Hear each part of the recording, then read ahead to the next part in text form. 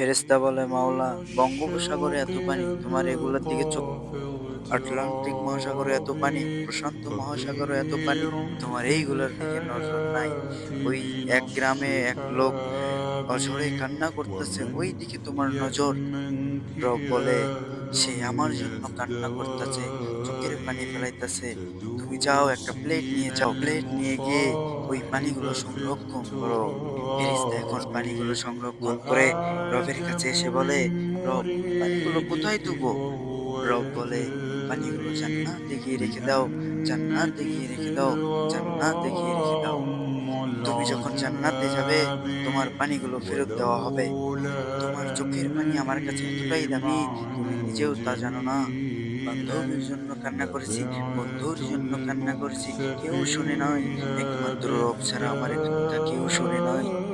ও মওলা, তোমার জন্য জীবনে হলেও একবার হলেও আমি কান্না করেছি, সেই পানিটাও তুমি সংরক্ষণ করে দিয়েছো। বলেন না একটু সুবহানাল্লাহ। রব বলে, বান্দারে, তুই আমার নবীর প্রেম নিয়ে আমাকে ভয় করে তুই কান্না করেছিস। বান্দা, তোর রহমতের পানি আমি বৃথা দিতে যাব না বান্দা। তোর চোখের পানির কি পাওয়ার তুই জানিস রে বান্দা?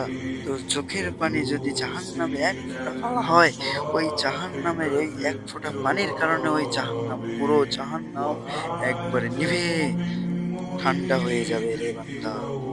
তাইলে তোর চোখের পানি এত পাওয়ার, তুই বান্দা একবারও আমাকে নিয়ে কান্না করলি না, আমাকে নিয়ে একবারও ভাবলি না। এই দুনিয়ায় কত মানুষ আছে রবকে মানে না, এক ফোঁটা চোখের পানি ফেলিয়ে দেখো রে বান্দা।